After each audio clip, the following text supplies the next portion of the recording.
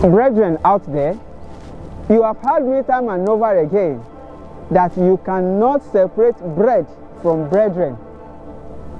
Even though you are not permitted to live by bread alone, nevertheless, bread and brethren must go together. Even though you are not meant to live by bread alone. But I call your attention to the fact that Jesus' miracles that brought him to temptation has to do with bread alone. And I will advance reasons. Number one, Satan asked Jesus to turn stone to bread. And number two, when Jesus fed over 5,000 people with bread, they were forced with false passion to change his purpose to an earthly kingdom rather than the messianic purpose he came with. And that tells you the power of bread in brethren. The truth is that you can never separate bread from brethren. But the hour has come when the false prophets must be exposed to the world.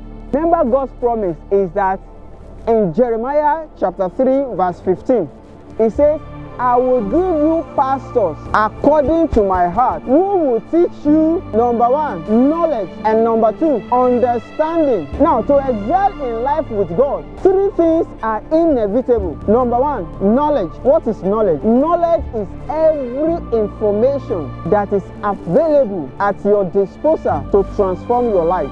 Number two, understanding. Understanding is the comprehension of those knowledge, which is the information that your life requires for your transformation. And finally, wisdom, which is the application of the comprehended information that is at your disposal. Now remember, according to the passage above, God said two will come from your pastor. Invariably, if you are under a wrong pastor, your life can never be put together in the right position for excellence. Albeit, brethren, imagine the first 2 points coming from falsehood. The thought will have no effect over your life, and that is why it is too dangerous for you to stay under false prophets. You can't survive a meaningful life.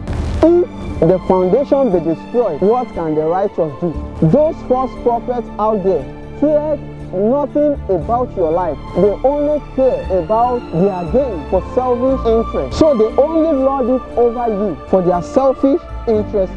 Brethren, you cannot afford to agree with anybody to ruin your life. It is too dangerous for you to cope up with. Now is the time for you to pull out of under those false prophets, false teachers, false pastors. You will only make it hard for God to help you out of their clutch if you don't get out.